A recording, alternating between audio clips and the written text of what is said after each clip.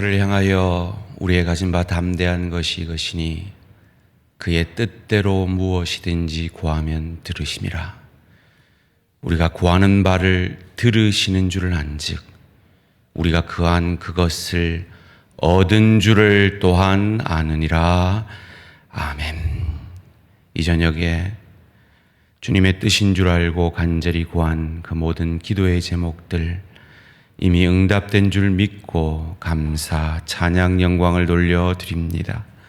또한 이 밤에 주의 말씀을 두고 그 말씀이 육신이 되기를 위하여 기도하며 우리 자신들과 가정과 일터와 주의 교회를 위하여 구하는 그 모든 기도의 제목들 또한 하나님의 뜻 안에서 선이 응답될 줄 믿고 감사드리오며 이 모든 말씀 주 예수 그리스도의 이름으로 기도합니다.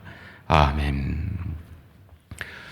오늘 우리 주신 하나님 말씀 마태복음 19장 1절에서 9절까지 말씀입니다.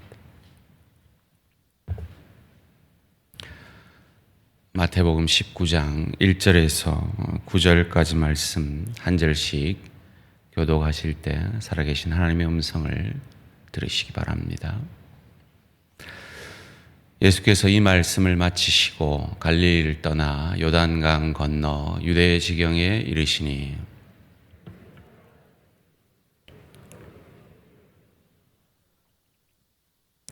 바리새인들이 예수께 나와 그를 시험하여 이르되 사람이 어떤 이유가 있으면 그 아내를 버리는 것이 옳으니까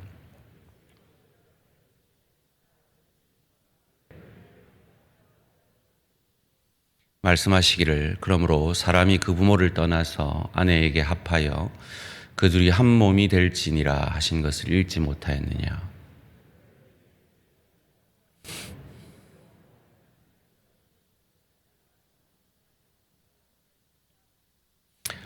여짜오되 그러면 어찌하여 모세는 이혼 정서를 주어서 버리라 명하였나이까.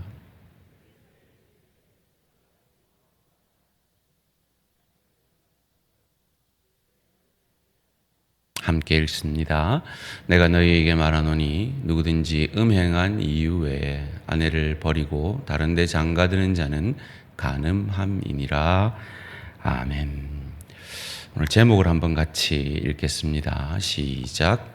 온전히 은혜만 필요한 우리. 온전히 은혜만 필요한 우리. 저와 여러분은 그런 사람들인 줄 믿습니다. 오늘 본문은 내일 여러분이 읽으셔야 하는 마태복음 19장에서 23장을 시작하는 본문입니다. 본문은 이렇게 시작합니다. 예수께서 이 말씀을 마치시고, 이 말씀이 뭡니까? 그 전에 10,000달란트 빚진 자와 100데나리온 빚진 자의 비유이지요. 좀 교정이 필요할 것 같아요. 우리가 수요일 날 우리 김재엽 전사님이 5만 원, 이 100데나리온 5만 원이라 그러셨는데 좀 착각을 하신 것 같아요. 사실 그렇게 싼 돈이 아닙니다. 한 데나리온은 한 사람의 일당입니다. 요즘 일당으로 말하면 한 10만 원. 그러면 요즘 돈으로 하면 1,000만 원은 되는 겁니다. 5만 원 가지고 제가 그러지는 않았단 말이죠. 그런데 10,000달란트는 얼마냐? 6,000데나리온이 1달란트입니다. 대충 계산해 보십시오. 얼마쯤 될 것 같습니까? 제가 언뜻 계산해 봐도 한 6조 되는 돈입니다. 6조 되는 돈을 탕감받고 1,000만 원 되는 돈으로 형제를 감옥에 보냈다. 이 말씀을 마치시고 유대 땅으로 가십니다. 그리고 거기서 병을 고치시는데 바리새인들이 이렇게 질문을 하죠. 3절 말씀입니다. 바리새인들이 예수께 나와 그를 시험하여 이르되 사람이 어떤 이유가 있으면 그 아내를 버리는 것이 옳으니까. 예수님을 시험하려고 아주 이 걸려 넘어질 만한 시험거리를 찾았다 하고 질문을 합니다.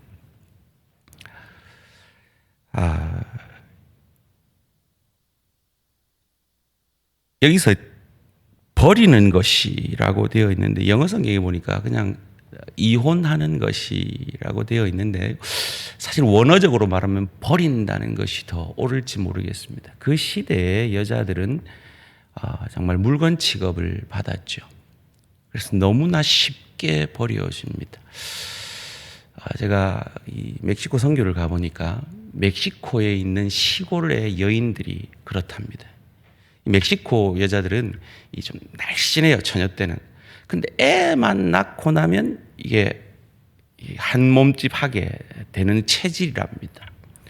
그래서 많은 여인들이 버려집니다. 근데 멕시코와 비교할 수 없을 정도로 이 시대의 여인들이 그러했던 것입니다.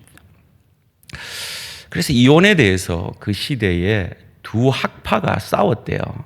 아주 보수적인 학파인 샴마이 학파는 그래도 이혼하면 안 된다, 이런 보수를 지향했고, 이 진보적인 힐렐 학파는 여자가 접시를 깨뜨려도 이혼 사유가 된다라고 가르쳤어요. 심지어 아키바라는 랍비는 더 마음에 드는 여자를 발견하면 이혼해도 된다라고 가르쳤어요. 지금 시대로 말하면 도저히 말이 안 되는 그 말이 토론거리가 되는 시대 속에서 바리새인들이 이 질문을 했다는 이 역사적 배경을 우리가 먼저 알고 이 질문을 생각을 해야 합니다. 무슨 말입니까? 예수님이 어떤 말을 해도 이 진보와 보수 이 사이에 욕들어 먹게 되어 있는 질문이었다는 거예요. 예수님이 뭐라 그러십니까? 하나님이 짝지어 준 것을 가를 수 없다라고 말씀을 하시죠. 그러자 그들이 옳다구나 하고 7절 말씀 같은 질문을 합니다. 7절 말씀인데요. 여짜오되 그러면 어찌하여 모세는 이혼 정서를 주어서 버리라 명하였나이까? 이 말이 나오려면 신명기 24장 1절을 이해를 해야 합니다. 사람이 아내를 맞이하여 데려온 후에 그에게 수치되는 일이 있음을 발견하고 그를 기뻐하지 아니하면 이혼 정서를 써서 그의 손에 주고 그를 자기 집에서 내보낼 것이요. 봐라, 우리 조상 모세가 이렇게 말했는데 네가 뭔데 이혼하지 말라 하냐라고 달려드는 것입니다. 그들은 모세가 이혼 정서를 써주라고 했던 정신과 그들이 지금 그 이혼 정서를 사용하는 방법이 극명하게 차이가 났던 거예요. 모세가 이혼 정서를 써주라고 하는 것은 아까도 말했듯이 이유도 없이 접시 깨뜨렸다고, 더 좋은 여자 나타났다고 이유도 없이 버림받아지는 그 여인들을 보호하기 위해서, 그래서 버려진 이유를 그 이혼 정서에 쓰라. 그래서 이 여인이 부정했기 때문이 아니라, 큰 잘못을 저질렀기 때문이 아니라 단지 접시 깨뜨렸기 때문이다. 단지 내가 더 좋은 여자가 생겼기 때문이다라는 그 정서를 써서 그 여인의 앞길을 열어주도록 하기 위해서, 그리고 이혼을 하지 못하게 막게 하기 위해서 준 그 율법을 가지고 이혼을 얼마든지 정당화시키는, 자기를 정당화하는 것으로 사용하는 데 그들은 쓰고 있었다는 거예요. 이것을 통해서 인간이 얼마나 악한지를 알게 되죠. 보호하기 위해, 여인들을 보호하기 위해 주신 그 율법을 가지고 그 여인들을 더 처참하게 비참하게 버리는 것으로, 그래서 자기를 정당화하는 것으로 사용할 수 있는 것이 인간이라는 겁니다. 그래서 예수님께서 이렇게 말씀하셨죠. 8절 말씀입니다. 예수께서 이르시되 모세가 너희 마음의 완악함 때문에 아내 버림을 허락하였거니와 본래는 그렇지 아니하니라. 음행한 연고 외에는 버리지 못하는 것이 원래 하나님께서 남자와 여자를 하나 되게 한 이유다라고 말씀하는 겁니다. 그런데 그 시대의 남성 중심의 문화가 얼마나 죄된 문화였는지를 제자들이 이 말을 듣고 뭐라고 답을 하는지 같이 한번 읽어보시겠습니다. 10절입니다. 시작. 장가들지 않는 것이 좋겠나이다. 누가 이런다고요? 그러면 차라리 장가 안 드는 게 낫겠습니다 라고 누가 한다고요? 제자들이 그러고 있는 거예요. 그 시대의 문화가, 남성 중심의 문화가 얼마나 악했는지를 보여주는 말이죠. 오늘 제목이 뭐였죠? 온전히 은혜만 필요한 우리임을, 오늘 이 시대의 문화가 이혼 정서를, 여인을 보호하기 위해 준 이혼 정서를 여인을 더 당당히 버릴 수 있는 수단으로 사용할 수 있는 죄인들, 그것이 바로 우리이기에 우리는 오직 은혜만 필요한 자들이라는 겁니다. 그것을 이어지는 본문도 어린 아이의 이야기를 통해 말해주고 있습니다. 14절 말씀입니다. 예수께서 이르시되 어린아이들을 용납하고 내게 오는 것을 금하지 말라. 천국이 이런 사람의 것이니라 하시고, 이 마태복음 18장 4절에서 어린아이와 같지 않으면 천국에 들어갈 수 없다라는 말을 다시금 반복하는 것입니다. 어린아이의 어떤 면을 말합니까? 어떤 사람은 이 어린아이 같은 어린애처럼 순수해야 돼, 뭐 이렇게 얘기하는데, 여러분 어린애가 순수하기만 합니까? 얼마나 이기적입니까? 지 배고프면 부모님 주무시지 못하는 것 아랑곳하지 않고 죽을 듯 울어대는 게 어린아이입니다. 그런 순수함을 얘기하는 게 아니에요. 엄마가 눈에 보이지 않으면 내 죽는다 하고 우는 그 엄마에 대한 전적 의존성, 그것 때문에 어린아이와 같지 아니하면 천국에 들어가지 못한다는 거예요. 전적인 죄인, 여인을 보호하기 위해 준 이혼 정서를 가지고 자기를 정당하게 여겨 여인을 버리는 수단으로 삼아낼 수 있는 이 죄된 인간이 예수 아니면, 오실 메시아 아니면, 그 은혜 아니면 소망이 없는 자라는 것. 그런 마음을 가진 자가 천국에 들어갈 수 있다라는 것입니다. 그래서 오늘 제목이 뭐라고요? 오직 온전히 은혜만 필요한 우리. 그것을 가르쳐주기 위해서 이어지는 본문 가운데 부자 청년의 이야기가 나오죠. 어떻게 해야 영생을 얻겠습니까? 성경에 뭐라 그러냐? 예수께서 이르시되 살인하지 말라, 간음하지 말라, 도둑질하지 말라, 거짓 증언하지 말라, 내 부모를 공경하라, 내 이웃을 내 자신과 같이 사랑하라 하신 것이니 이거 지켜라. 그랬더니 청년이 당당히 이렇게 20절 말씀 가운데 얘기합니다. 그 청년이 이르되 내가 이 모든 것을 내가 지키었사온데 아직도 무엇이 부족하나이까? 그때 예수님이 뭐라고 얘기하십니까? 21절 22절 예수께서 이르시되 내가 온전하고자 할진대 가서 내 소유를 팔아 가난한 자들에게 주라.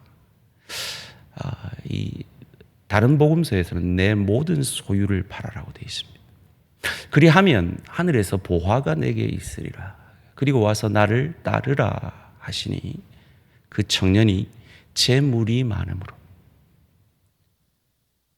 이 말씀을 듣고 근심하며 가니라. 예수님이 원하신 것이 이 청년의 모든 재물이었을까요? 아니요. 오직 은혜만 필요한 나라는 것을 깨닫는 것이었습니다. 그런데 자기 종교적 열심으로 그 종교의 거중만, 문자만 지켰다고 나는 당당하다라고 생각했던 그 청년을 향하여서 아니요, 나는 부족합니다. 나는 오직 은혜만 필요합니다라는 그 고백을 얻어내기 위해 그가 가장 약한 부분을 예수님은 찌르신 거죠. 이 얘기에 또 제자들의 반응이 재밌습니다. 그리고 이 고백을 저와 여러분에게도 듣기를 원하십니다.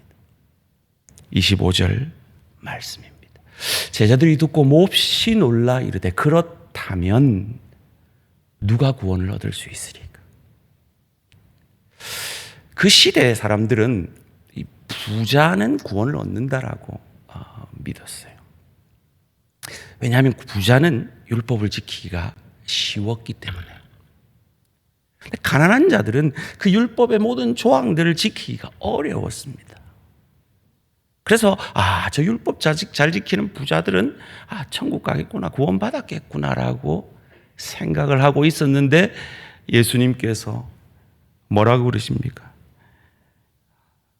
부자는 천국에 들어가기가 어려우니라. 낙타가 바늘기로 들어가는 것이 부자가 하나님의 나라에 들어가는 것보다 쉬우리라. 충격적인 얘기죠. 그 시대의 문화 속에서는 도저히 상상할 수 없는 얘기를 들은 겁니다. 무슨 말입니까? 부자라고 천국 들어가, 물론 가난하면 무조건 천국 들어간다는 말입니다. 가난하든 부자든 그들에게 어떤 고백을 받아내기를 원하신다고요? 오직 내가 은혜만 필요한 자구나. 이 고백을 받아내시기 위해서 주님은 이 시간들을 보내고 계신 겁니다. 그래서 예수님이 26절 말씀에 이렇게 말씀하시죠. 함께 읽습니다. 시작. 예수께서 그들을 보시며 이르시되 사람으로는 할 수 없으나 하나님으로서는 다 하실 수 있느니라. 아멘. 하나님이 하실 수 있다, 하나님께만 구원이 있다라는 고백이 나오려면 사람으로는 할 수 없다라는 고백이 전제되어야 한다는 거예요. 나는 10,000달란트 빚진 자입니다라는 것이 전제되어야 한다는 거예요. 나는 여자를 보호하기 위해 주신 그 율법을 가지고 오히려 여자를 내버리는 도구로 사용할 수 있는 죄인입니다라는 것으로 고백될 수 있어야 한다는 거예요. 어린아이 같이 오실 메시아 아니면 나는 죽습니다.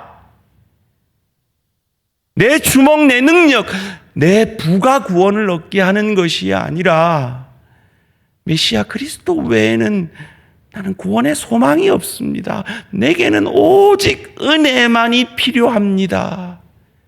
이 고백을 예수님은 우리에게 듣기를 원하시는 것입니다.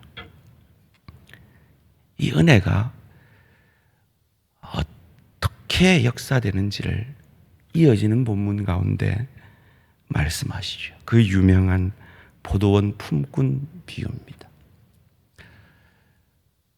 그 시대에 아마 9 to 6, 9시부터 6시까지 일을 했던 것 같습니다. 그래서 포도원 주인이 9시에 일꾼을 오라, 12시에 일꾼을 와서 일해라, 3시에 일꾼을 와서 일해라, 오후 5시에 와서 일꾼 일해라 하고는 아마 6시쯤 일을 마친 이후에 싹스를 주는데 똑같이 한 데나리온씩 줍니다. 이것이야말로 정말 불평등의 극치 아닙니까? 그래서 항의를 하죠. 그때 예수님이 하신 말씀이 은혜의 은혜됨을 보여줍니다. 14절, 15절, 마태복음 20장 14절, 15절입니다. 내 것이나 가지고 가라. 나중은 이 사람에게 너와 같이 주는 것이 내 뜻이니라. 내 것을 가지고 내 뜻대로 할 것이 아니냐. 내가 선함으로 내가 악하게 보느냐. 내 것을 가지고 내 뜻대로 할 것이 아니냐. 이것을 우리가 예배소서에 예정이라는 단어로 배웠죠. 그 예정의 궁극적인 메시지가 무엇이라 그랬습니까? 누구는 구원하고 누구는 구원하지 않는가라는 문제가 아니라 구원은 전적으로 하나님께 있고 하나님께서 그 구원을 시작하셨다면 그 구원은 반드시 완성되고야 말 것이라는 의미로서의 예정이라고 말씀드렸죠. 이것이 은혜입니다. 전적인 하나님의 은혜로 저와 여러분이 구원을 얻은 것. 그래서 우리에게는 오직 온전히 은혜만 필요한 우리라는 것입니다. 그런 은혜를 저와 여러분이 받았습니다. 그런 은혜를 저와 여러분이 받았습니다. 그런 은혜를 저와 여러분이 받았습니다. 우리가 뭐 잘나서가 아니고 우리가 아직 죄인 되었을 때 그리스도 예수께서 우리를 위하여 죽어주심으로 우리를 향한 하나님의 사랑을 확증해 주셔서 그 은혜만 필요한 오직 그 은혜만 필요한 우리를 구원해 주셨습니다. 그리고 그 구원의 약속은 반드시 이루어질 것입니다. 그 구원의 약속에서 우리를 끊을 자가 없을 겁니다. 왜냐하면 그 구원의 은혜는 우리에게 어떤 조건이 있기 때문에 우리를 구원해 내신 것이 아니라 하나님의 사랑이 조건이었기 때문입니다. 하나님의 은혜가 조건이었기 때문입니다. 그래서 로마서 8장 37절에 39절은 우리에게 그 이유를 이렇게 설명해 줍니다. 그러나 이 모든 일에 우리를 사랑하시는 이로 말미암아 우리가 넉넉히 이기느니라. 내가 확신하노니 사망이나 생명이나 천사들이나 권세자들이나 현재일이나 장래일이나 능력이나 높음이나 깊음이나 다른 어떤 피조물이라도 우리를 우리 주 그리스도 예수 안에 있는 하나님의 사랑에서 끊을 수 없으리라. 우리가 이 은혜를 받았습니다. 은혜만 필요한 우리에게 은혜를 이미 주셨습니다. 이제 그 은혜를 정당히 반응하는 우리가 되어야겠습니다. 은혜의 통로가 되어야겠습니다. 10,000달란트 탕감받은 우리, 100데나리온 빚진 내 가족, 내 동료, 내 지체에게 그 은혜를 흘려 보내야겠습니다. 그래요, 압니다. 흘려 보내지 못할 만한 이유가 여러분에게 있음을 압니다. 5만 원 정도면 흘려보내겠어요. 그런데 1,000만 원은 작지 않은 돈입니다. 그 은혜가 내게서 멈추어져 있을 만큼 받은 상처가 있음을 아까운 무언가가 있고 손해보기 싫은 무언가가 우리에게 있음을 압니다. 그런데 하나님은 그 이야기를 하시고 이어지는 본문 속에서 오직 우리가 은혜만 필요한 자였고 그 은혜를 우리에게 주셨음을 가르쳐 주십니다. 어찌해야 할까요? 어찌해야 할까요?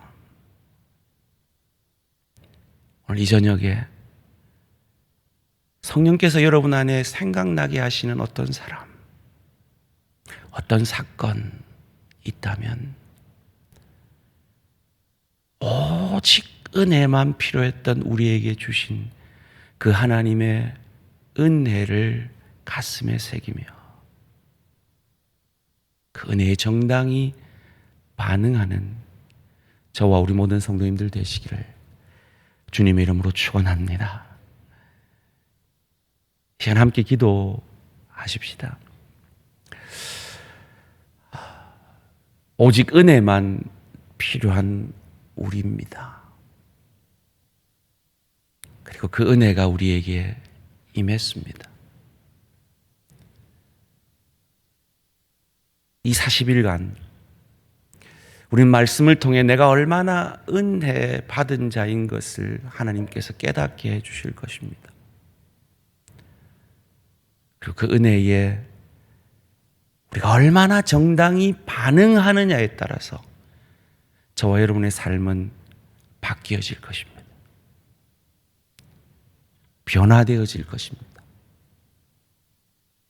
아무리 성경을 100번, 1000번 읽어도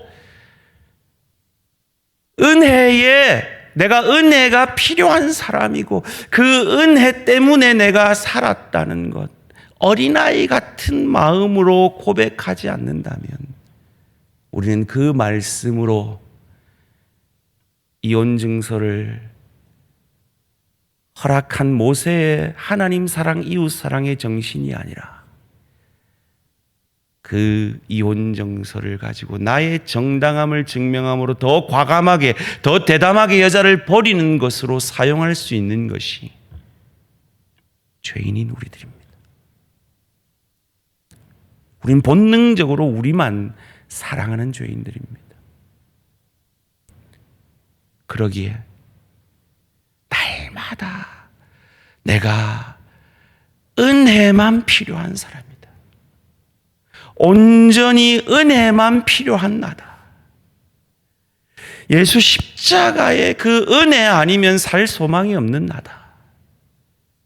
그 십자가 은혜에 날마다 내 마음을 적시지 않으면 우리는 세상과 별반 다를 바 없는 give and take, 내가 주고 받는, 내가 주는 대로 받는, 네가 내한테 한 대로 나도 네한테 하는 세상의 사람들과 다를 바 없는 삶을 살게 될 것입니다.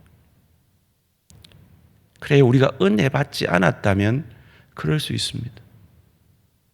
그런데 우리는 은혜 받은 자입니다. 그 은혜가 정당하게 저와 여러분의 삶 가운데 흘러가도록 이 시간 주의 은혜 앞에 우리 자신을 내려놓는 기도를 드리기 원합니다. 손을 다 같이 한번 이렇게 내어 보십시다. 그리고 함께 기도하실 때에 3번을 이렇게 고백하고 주님 앞에 잠잠히 내가 은혜 받은 자입니다. 나는 은혜만 필요한 자입니다. 주님, 정당히 이 은혜에 반응하게 하시옵소서. 은혜의 통로되게 하시옵소서.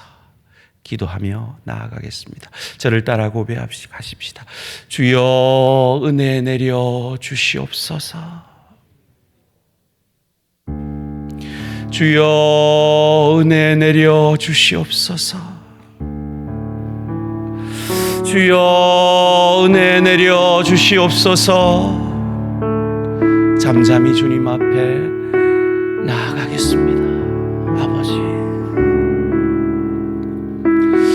아버지,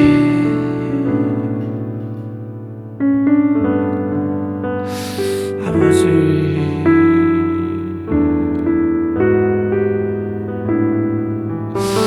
아버지,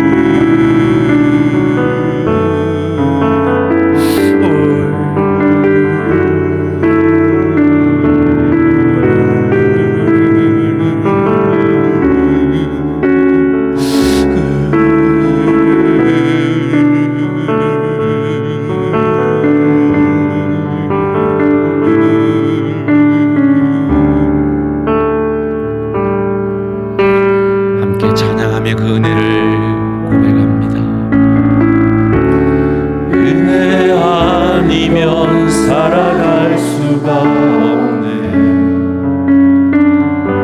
복음마저도 다 주의 것이니 세상 평안과 위로 내게 없어도 예수, 오직 예수뿐이네. 은혜 아니면 살아갈 수가 없네. 복음마저도 다 주의 것이니 세상 평안과 위로 내게 없어도 예수,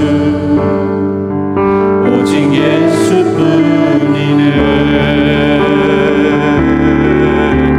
그 시간에 다 볼 수도 없고 작은 고난에 지쳐도 주께 묶인 나의 모든 삶 버티고 견디게 하시네. 은혜 아니면 살아갈 수가 없네. 나의 모든 것 다 주께 맡기니 참된 평안과 위로 내게 없어도 예수, 오직 예수뿐이네. 예수, 오직 예수뿐이네. 예수, 오직 예수뿐이네.